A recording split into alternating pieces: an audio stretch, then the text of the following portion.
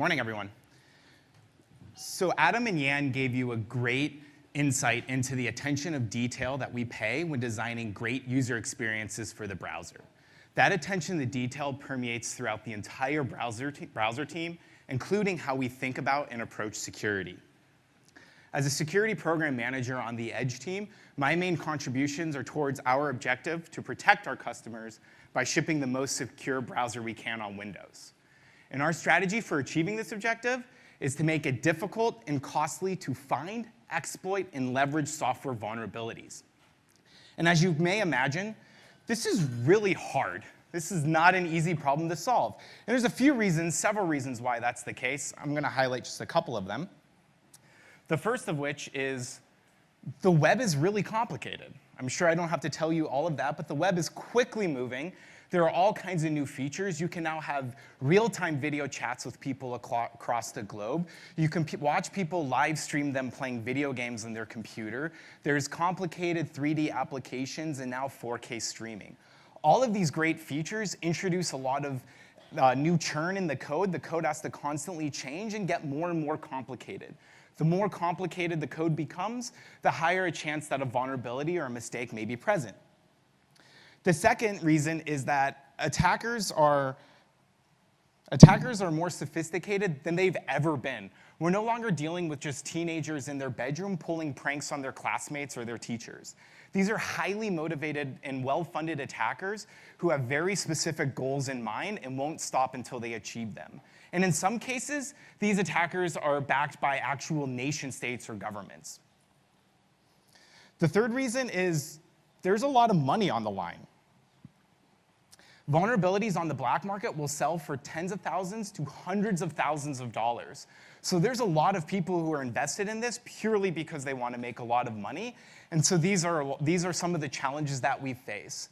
So when we look at this on the Edge team and we're trying to figure out how exactly are we going to solve this problem, how are we going to make sure that our customers are protected against these highly skilled and highly motivated attackers?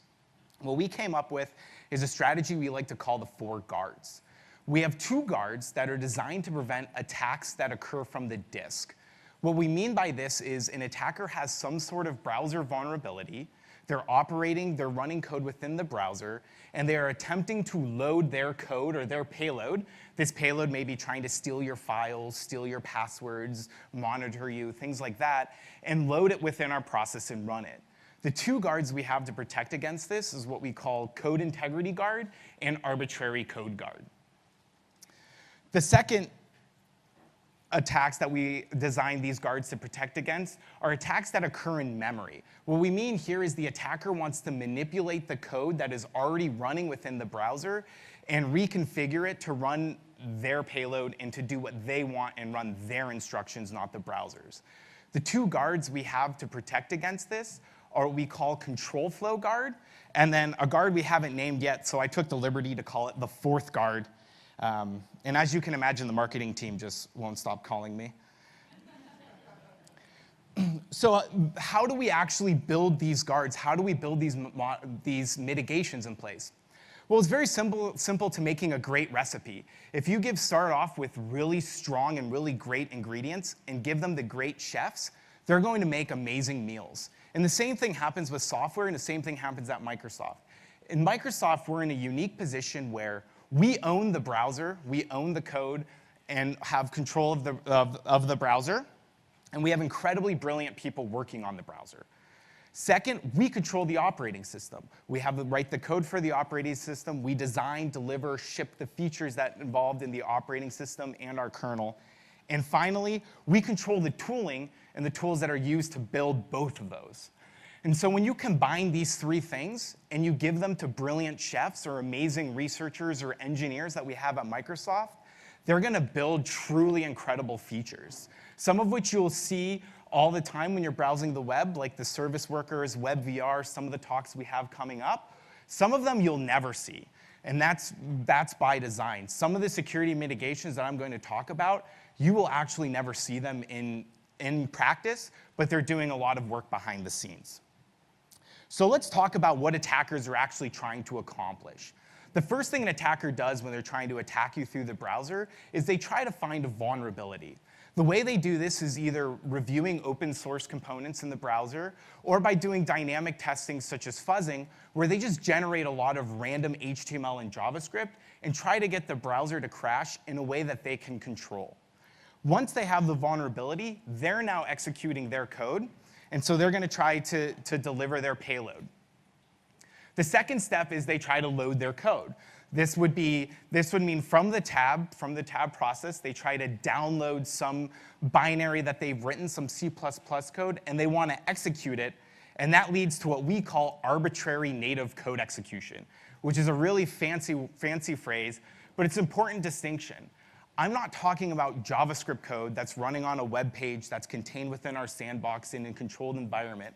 What I mean here is that the attacker is actually running C++ code in the browser process as if they were the browser and has all the capabilities of the browser, such as reading your passwords or taking your files. So how do we prevent against the attacker's ability to load code?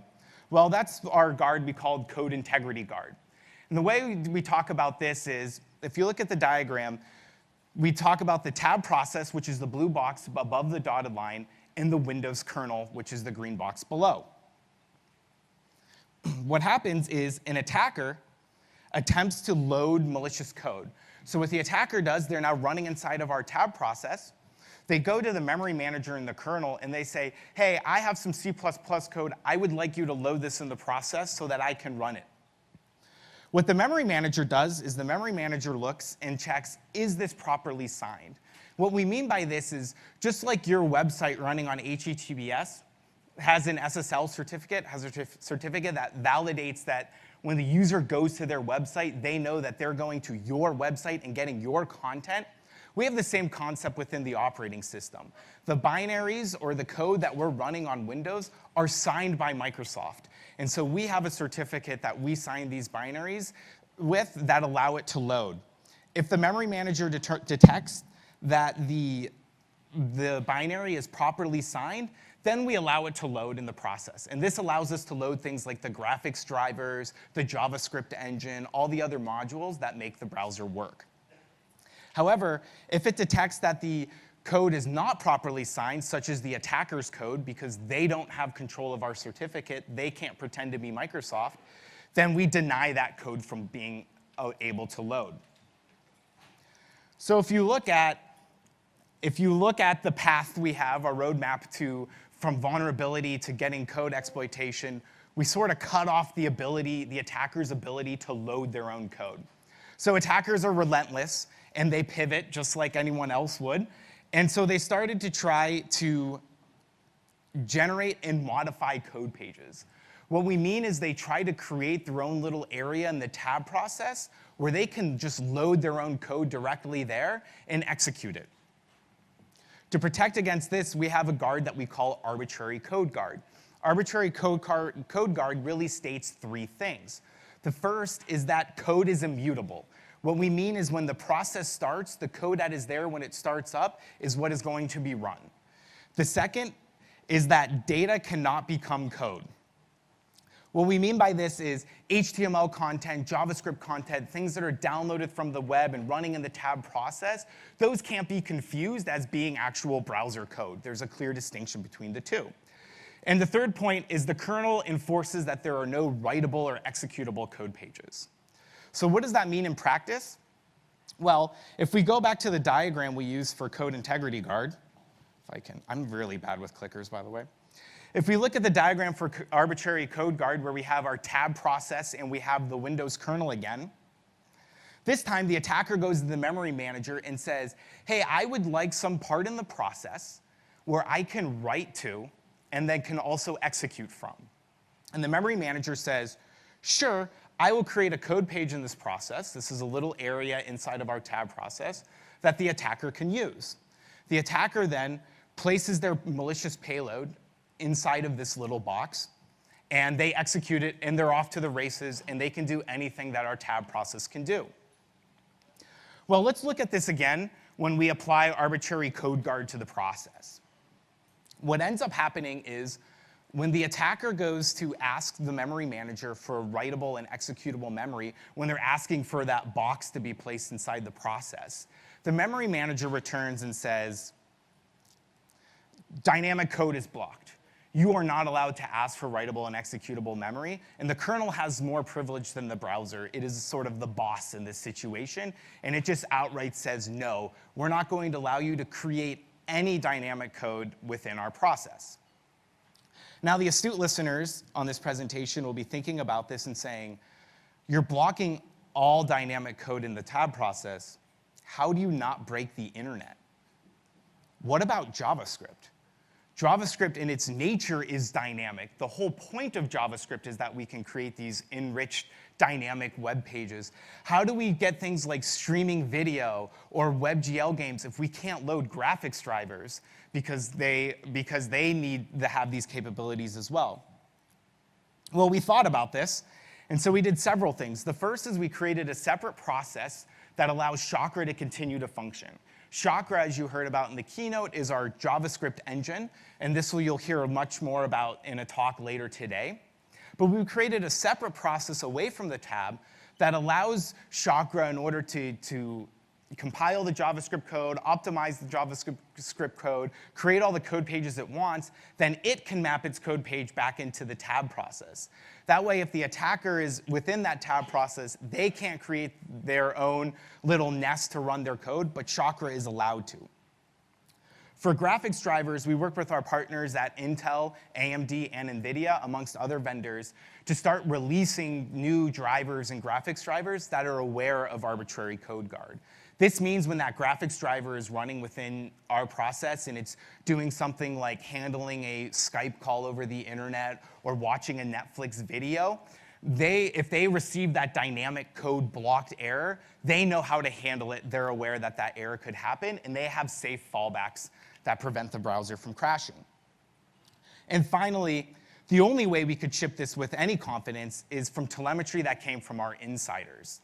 This is from the Windows Insider program that you heard about in the keynote. We use data and telemetry from the Insider program to gain us a lot of confidence in shipping this feature.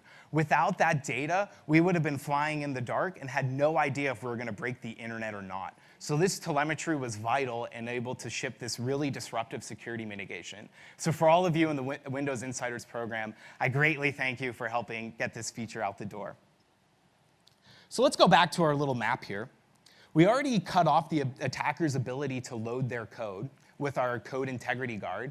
We use arbitrary code guard to prevent the attacker's ability to generate and modify code pages. So the attackers then decided to go for a third pivot. The third pivot is they wanted to hijack the browser code itself. And this is a technique we call return-oriented programming. What they're trying to do is the Edge program has a list of instructions that are being run, and the attacker is trying to manipulate those instructions and get them to run in a different order that allows them to do something that they want, something malicious, read files and send it to their web server, things like that. So there's really two ways you can hijack the browser's code. You can either corrupt a function pointer, and this is a C++ concept where you have a pointer that points to some sort of function in the code. They can either corrupt one of those to, instead of pointing to an Edge function, points to an attacker function, or they can corrupt a return address. And this is also from C++. This is the address when you call a function and the function you call exits, it knows where to go back to. The attacker tries to corrupt that address, so instead of returning back to where that function was called from, it returns to an attacker-controlled function that they place somewhere else. So to help protect against the corruption of function pointers, we created a mitigation called Control Flow Guard. Now, Control Flow Guard works in two main stages. The first is at compile time. This is when we're actually building Edge inside our campus in Redmond, when we're actually running it through our tooling. We record and store all the indirect function calls that may happen within the code. Now, to help think about this, if you imagine that the browser, Edge, is a train running on the tracks, what we mean here is before we leave the station and go to our destination, we record all the possible junctions that we may take along our path, and we store those to give them to all the other operators so that they're aware of them. The second stage of control flow guard happens when we're actually running the browser. So this is when the train is about to leave the station.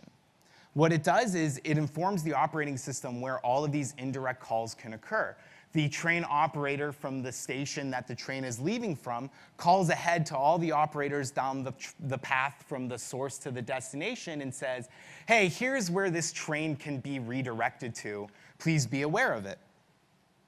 Then when the process boots up, when Edge launches, the operating system takes note of all of these possible junctions and stores it. So this would be all of the operators receiving that call and putting down in their notebook, okay, I know at this point the train may veer off to this track, and that's okay. That is allowed to happen. Then when we go to actually come across one of these junctions or one of these indirect jumps, the operating system checks, hey, is this a jump that I knew about? Did they tell me this was possible beforehand? Because what an attacker is trying to do is they're trying to break into the train yard and trying to put their own track in that gets directed to their stations. So we're trying to prevent that type of attack. So when we come across a junction, the operator is going to look at their list and say, hey, is this junction, this train about to go on, is this something that we knew about before? Were we aware that this junction could occur? If it does, then they let the train go on. There's no hindrance to the speed of the train. They don't slow it down. It just continues running along its destination. However, if we determine that, hey, this is a junction we don't know, we don't see on our lists, we're not aware the browser could do this, they halt the train in a safe manner to prevent it from ever getting on the attacker's tracks. In this case, the operating system shuts down the browser and prevents it from being able to make that jump to the attacker-controlled code. And because we own the tooling and we own the operating system, we're able to do this. We're able to sort of inform the operating system, build this feature and say, hey, here are all the indirect jumps we can take, and make it so that normal usage of the browser continues to work. So now if we go back to the map of how we hijack the browser code, Control Flow Guard really disrupts their ability to corrupt the function pointers. So the last thing they can do is corrupt the return address, which, like as I said earlier, is that memory address or that map that tells the code when you're done running a function, where did you come from? How do I get back there? So to protect return addresses, turns out is a very difficult problem. In fact, researchers and vendors have been working on this for decades, and so far, every single software attempt to solve the problem has failed. Some attacker somewhere has come up with a technique or a method in order to break it and to be able to corrupt that return address. Fortunately, Microsoft has been working with Intel for the past couple years and continuing to do so to actually build a hardware solution that will protect these return addresses from being corrupted. And this actually requires new hardware and new CPUs to be built. And Microsoft has been partnering with Intel in order to build this feature so that when these chips become available and start shipping within computers, Edge will be able to support it as soon as it emerges. And the technology that is used to protect these return addresses is what we call a shadow stack. Unfortunately, I don't have enough time during this talk to explain and go into the details of what a shadow stack is, how it works, its merits, how it's broken, so on and so forth.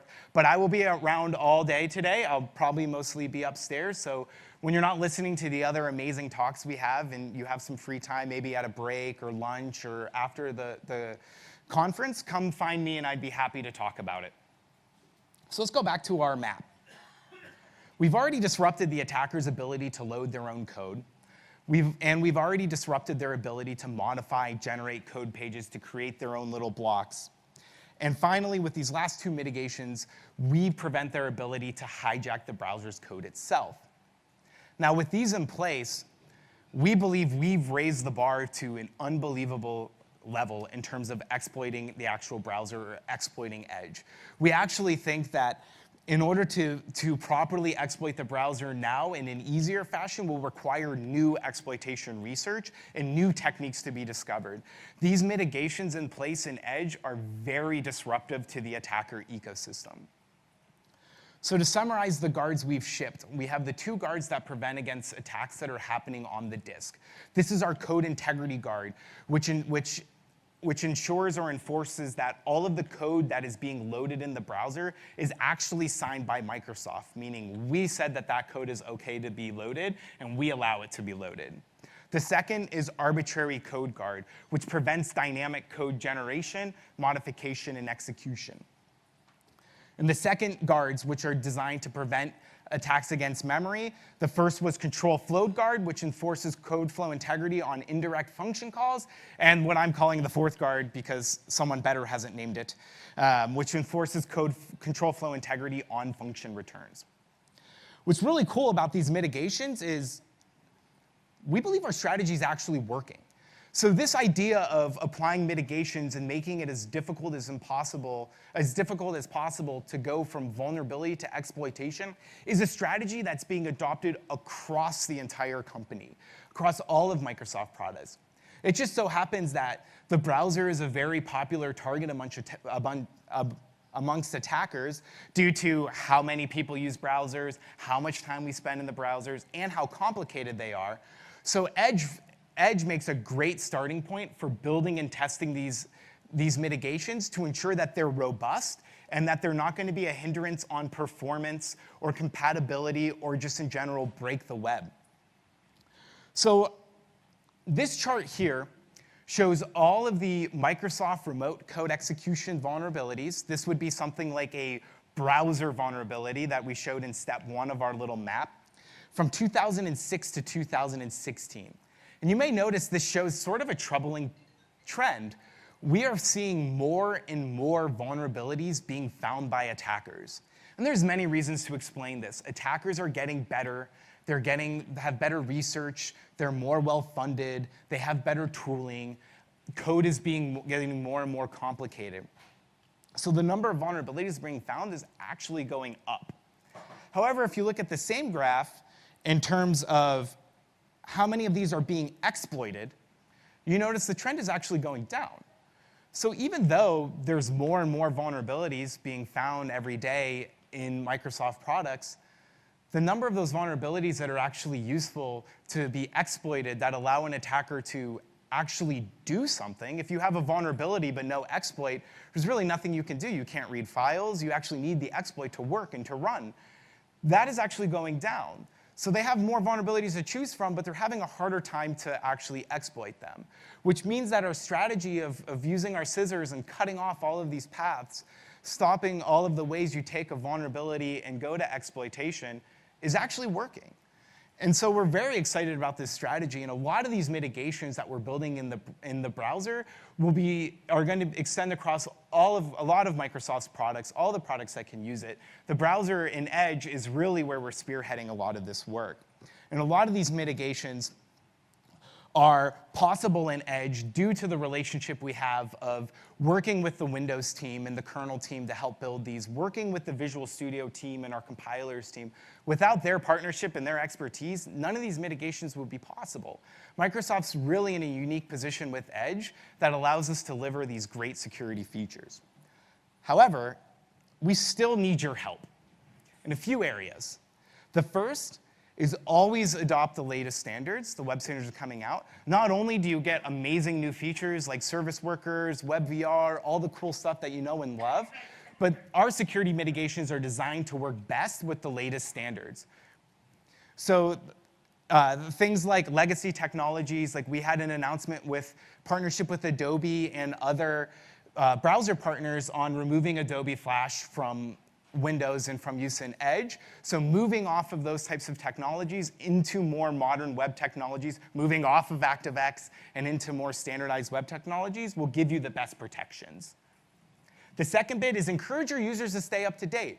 Microsoft Edge is updated on what we call Patch Tuesday, which is the second Tuesday of every month, just like the rest of Windows is. And that's where you're going to get all of our security fixes, some of the great new like performance improvements, reliability improvements, and these new guards. That's how you get access to them, is by staying up to date and ensuring that your users are up to date. The third is participating in our bug bounty. The rules and link to the bug bounty are provided here in this slide. We will pay upwards of $15,000 if you can find a remote code execution vulnerability or step 1 in that graph, in that map. So if you can find one of those, please send it to us and we'll pay you up to $15,000 for it. But as much as I'd love to see your vulnerabilities, please, please, please don't send them to me on Twitter. Please don't send them to me on Twitter.